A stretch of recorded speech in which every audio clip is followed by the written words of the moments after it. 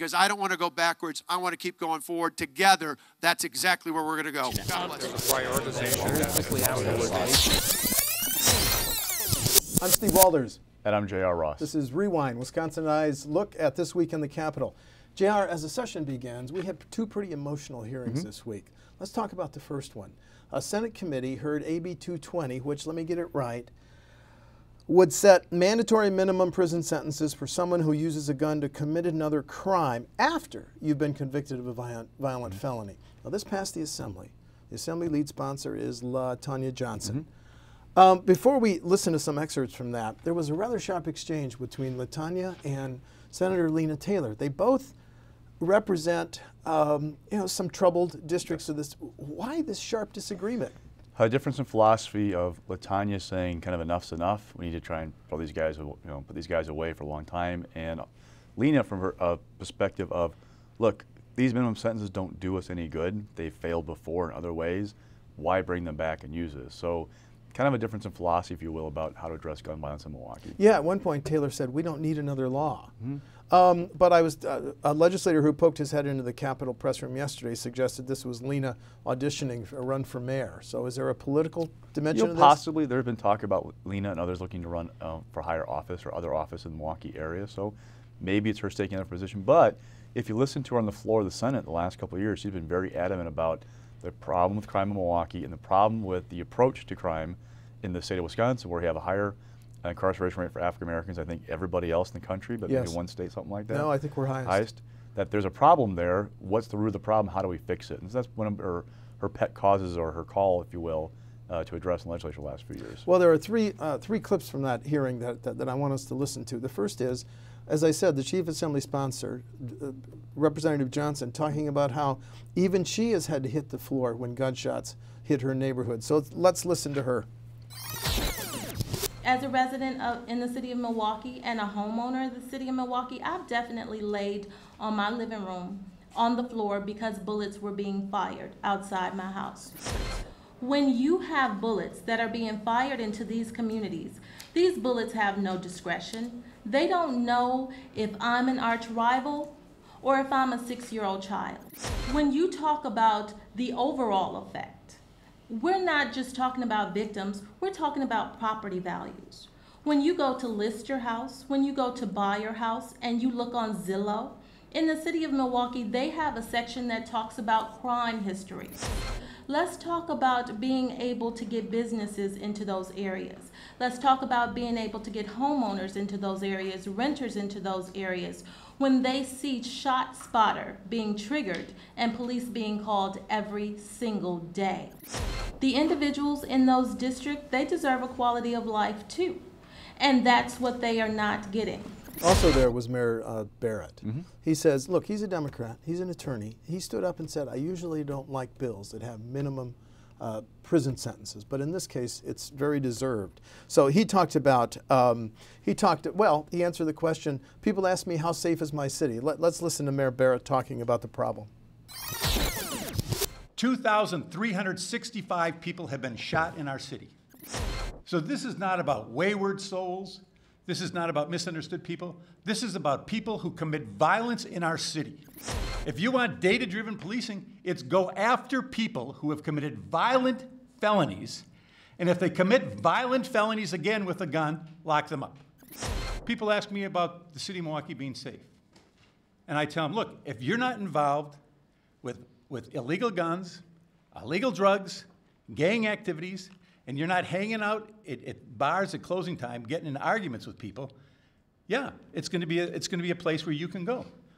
But if you're involved with illegal guns, illegal drugs, gang activities, or you want to have a stupid fight at 2:30 in the morning, yeah, you're asking for trouble. JR, I was also struck. The Milwaukee Police Department, according to Ed Flynn's testimony this week, makes 11,000 felony arrests. So his point was, we understand that there has to be plea bargaining, because the Milwaukee County court system cannot have 11,000 felony trials. But then he talked about the problem that it's African Americans that are getting shot. And by the way, he said when he and Barrett were there, on that day there had been 102 murders the first 8 months of this year, compared to, let me get the number, 86 in all of last year. So let's listen to Chief Flynn talking about the problem. So far this year, of my 102 homicidal fatalities, 82 of them are African American. And these are fights over Facebook postings. These are fights over parking spaces. These are fights over bumping into each other in bars, but they're packing heat. And the people that are packing heat are people with criminal records. And right now, unless you're already a felon, no matter how many times you are arrested with a gun, it stays a misdemeanor, no matter what's in your jacket. The point I'm trying to make to this committee is we're looking at deterring the actions of people well acquainted with the criminal justice system. And right now, the current punishment structure does not deter them. But in the short term, in the right now, in tomorrow's City Watch that the mayor's going to get, tomorrow's phone call that I'm going to get, we have got to have an impact on the rational thinking of career criminals who carry guns. J.R. Johnson and Barrett and Flynn were talking to a committee chairman in Senator Van Wangard, who was a Racine cop for 30 years. Is there any doubt in your mind that the Senate's going to vote on this bill? No, absolutely not, especially the Democratic co-sponsor. I mean, it kind of adds the momentum, if you will, of doing the bill when you have something like that. So Lena's objections notwithstanding. I think she will make a passionate speech on the floor of the Senate, but I don't think she's going to be able to stop the bill. Okay. No, the second emotional hearing I want to land on. Republicans now want to try and deny Planned Parenthood $7.5 million. So Assembly Bill 310, the state Department of Health Services would have to apply for Title X federal aid that would have to go to Wisconsin Well Woman Program or local health departments, and it could not go to an abortion provider. And Assembly Bill 311 would limit what Planned Parenthood could bill Medicaid program for certain drugs and dispensing fees. Is there any doubt in your mind that we would not have the spate of anti-Planned Parenthood bills without those secret videos? Oh, absolutely not. I mean, there's also the fetal tissue bill. Don't forget that one. Yeah, let's talk about that. Kind of a threesome, if you will, there with Andre Jacques has talked about these things before, and he said that this is not the first time I brought these bills up, but because of the Planned Parenthood videos, it's created an environment where there's momentum for them. Kind of a interesting segue there, but the Marquette poll from a couple weeks ago talked about the abortion ban for 20 weeks. That was kind of a difficult bill for some people, especially because it included exceptions for rape or incest. A plurality supported that bill. It kind of suggests some people there's a sentiment right now of backlash against Planned Parenthood, maybe more setting a fertile environment, if you will, for these bills because people are like, look, something's not right here. So that's what's driving this right now. Do you see the new bills that got a public hearing this week, sponsored by Senator Chris Kappinger and Representative Andre Jacques?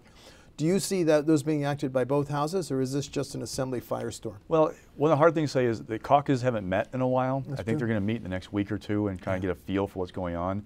So in asking around this week, I get the impression there is definitely momentum. There are definitely factions of the caucuses who want these bills to get done. Just a matter of getting all of them in the room together saying, okay, where are we at? And are there enough people to pass this right now? Yeah, and the co-sponsor of the bill says other healthcare entities should get a chance at these federal Title X, and the Democrats, of course, Lisa Subeck said, you are denying health care to young women. And that's one of the big messages, too, from the hearing was, okay, you're going to take family planning dollars and give them to the Well Woman program, which, by the way, targets people 45 to 64. Right. Is that really where family planning dollars ought to go? Right. So it'll be another argument about access to health care, the war on women, kind of limiting women's options. But there's obviously a segment of the Republican base that does not like Planned Parenthood, has not liked it for a long time. It doesn't want to see its tax dollars going toward that organization. And these secret videos, again, have given Andre Jacques new wind under his wings to push him forward. Yeah, and then with the fetal tissue bill, we saw a new amendment out just a while ago this morning.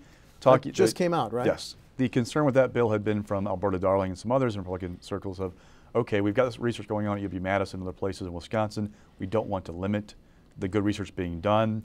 They're talking about allowing the lines from the 60s and 70s to go forward, or that research, also not impacting some other stuff that UW does. But again, until you get really dig into it to know for sure what's going to be there, I'm sure Dems will still say, look, you're still cutting off certain research at UW-Madison.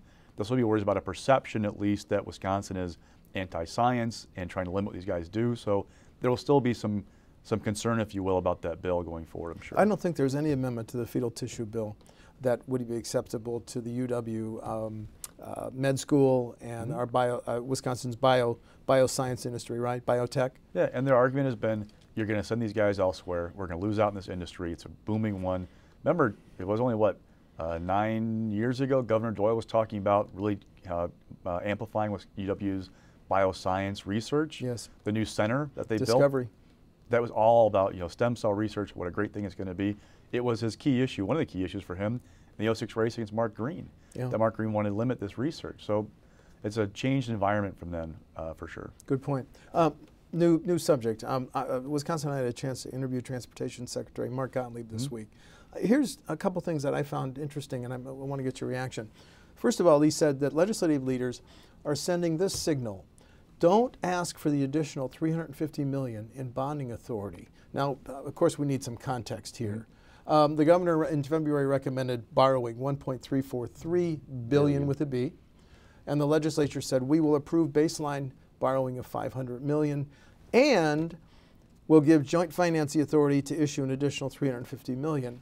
Why do you think Gottlieb has been told by legislative leaders, don't come at us with a request for the additional $350? Probably a little fresh right now, that battle. I mean, remember that $350 was kind of a bone to outstate lawmakers who were going, look, okay, if you're going to do $500 million, whatever, you're basically going to starve our projects out of state. It's all going to go toward the zoo, and that's going to be it. And oh, by the way, look long term, it's the zoo, 894, 94 north-south, 94 east-west. When's our term going to be? So that was kind of a little bit of a... And the widening of the interstate between Madison and Illinois. Yes, so there's that going on. So probably still a bit fresh of like, look, let's see how things play out first before we start diving into asking for more borrowing, because they're not thrilled about it in general. But these guys outside are going, hey, I want my project done. Just this week, a letter from certain lawmakers in the Fond du Lac area Highway to 23. Judge Edelman saying you should pull back on this decision. I'm not sure how that really works. You write a letter to a judge and he changes his mind, but they're saying this project needs to be done for safety reasons, but where's the money going to come from? You talk about the Highway 23 project. In the Wisconsin I interview, Gottlieb said, yeah, he understands that Judge Edelman temporarily blocked it, but he looks for it eventually to be approved. Well, the upshot of when Gottlieb says we've been given the don't ask for the $350, that means that they're not going to be able to let any of these contracts for the next 2016 season. So doesn't that mean, well, the term Secretary Gottlieb's used was there will be a noticeable drop in maintenance and highway construction projects next year. You and I are going to see it. Well, that's always, interesting to see what the impact is going to be, because you hear that all the time of like, you guys will feel the pain. That's like kind of like the hammer, if you will, government uses with taxpayers of, well, if you want to spend the money, you're going to lose this. Whether it's garbage service, libraries, school, whatever it is. So let's see what the real impact is. I've driven on some nice roads. Last couple of weeks have been recently repaved, so we'll see what gets delayed. But the big projects are not going to happen for sure. 3990. That's not going to happen. There's still bridge work being done, but as far as like widening it, I don't expect it to happen. And widening of 94 from the stadium to the zoo intersection has not even been enumerated yet. Yes. That's not going to happen.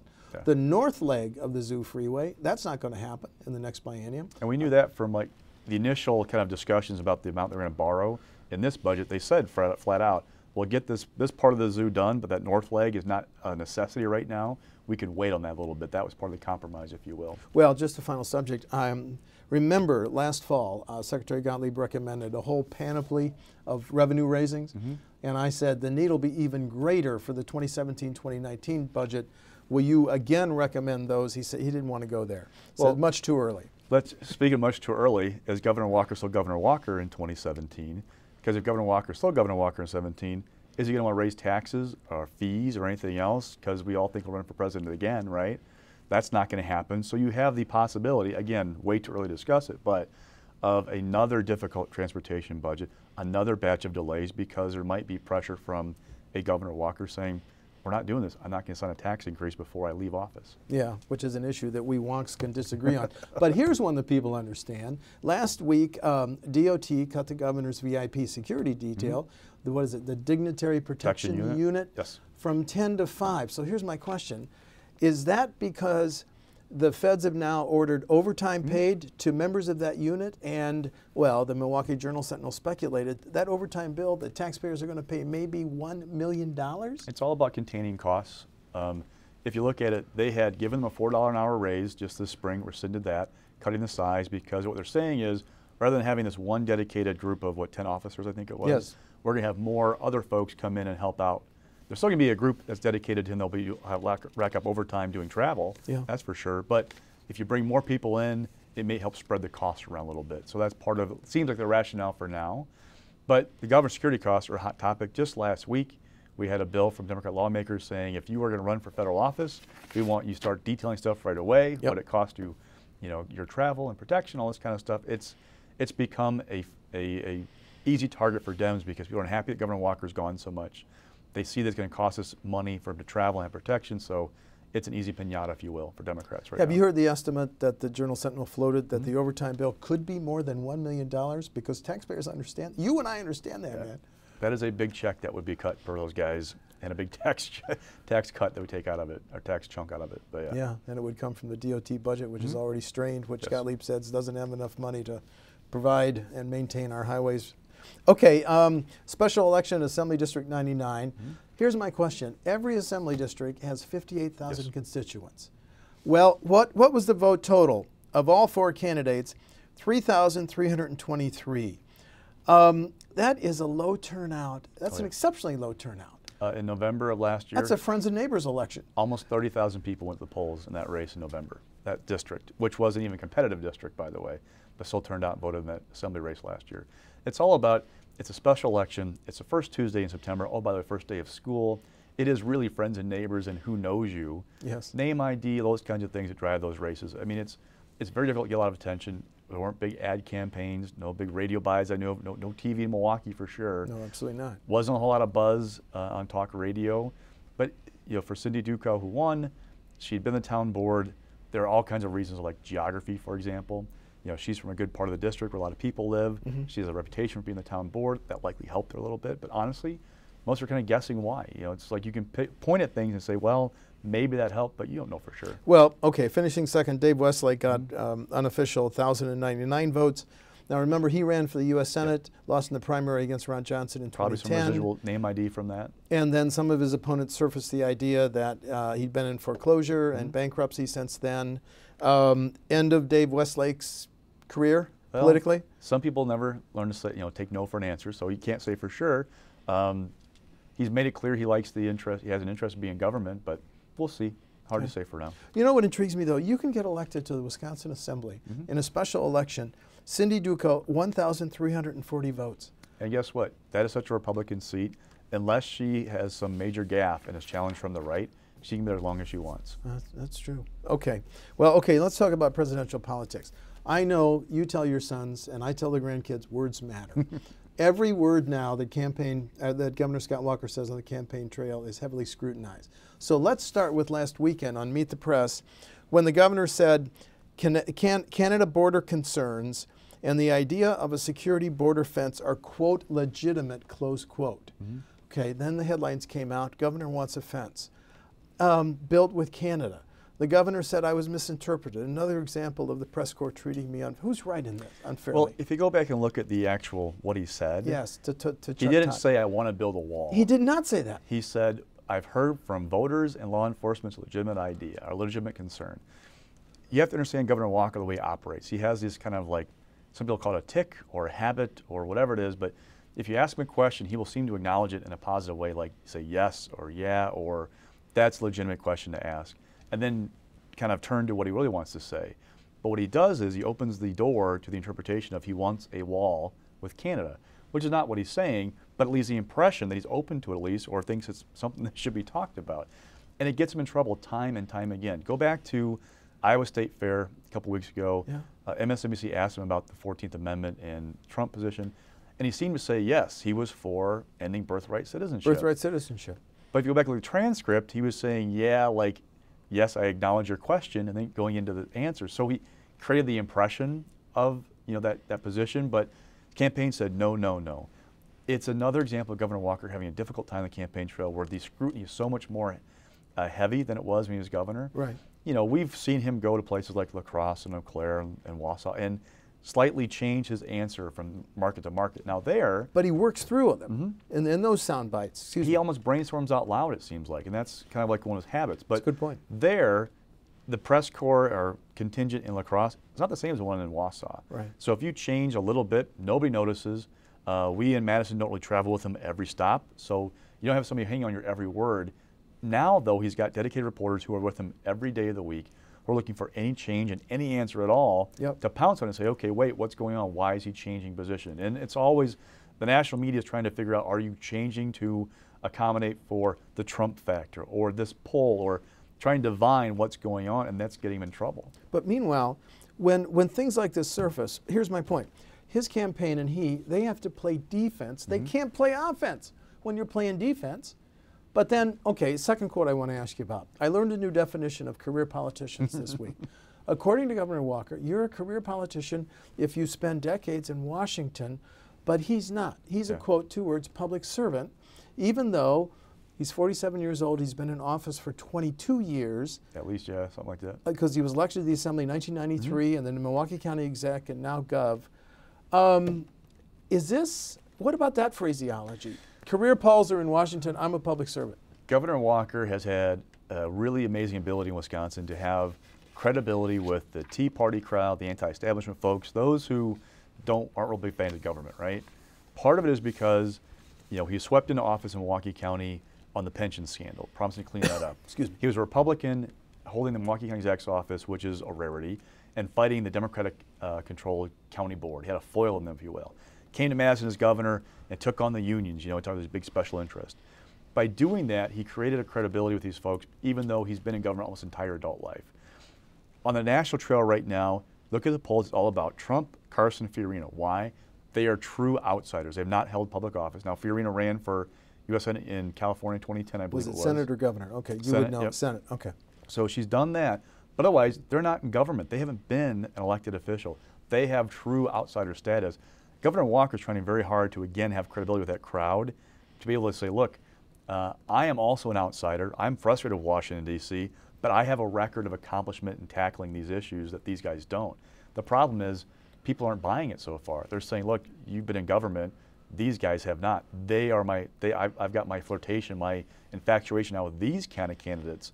The question for Walker becomes, okay, does that infatuation with Trump, Fiorina, and Carson go away at some point? Then look for an alternative who's got experience. Can I position myself to be the guy of, look, I'm frustrated with Washington too, but look at my record and kind of come with me. And his new ad this week says what? I'm a fighter that wins? I'm intimidated the Super PAC as he fights and wins. It's basically, it's trying to remind people of the fight with unions back in 2011.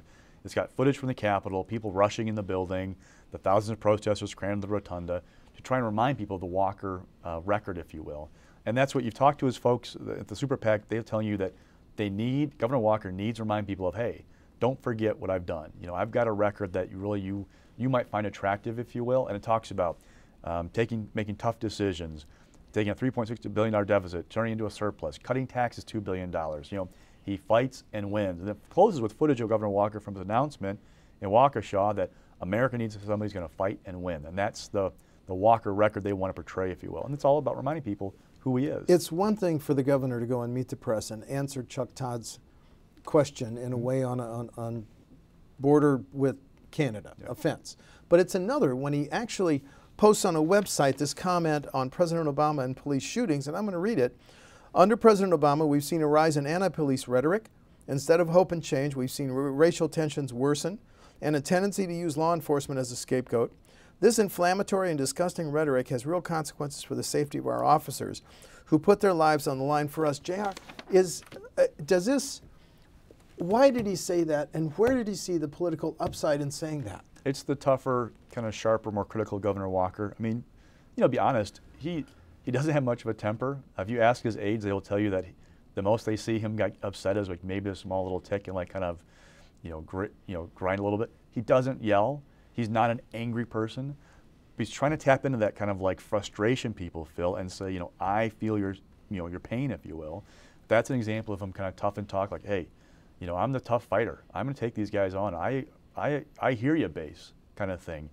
The question is for Walker is like with this and some other things, does he really believe it? Like with immigration, he's been all over the board on immigration.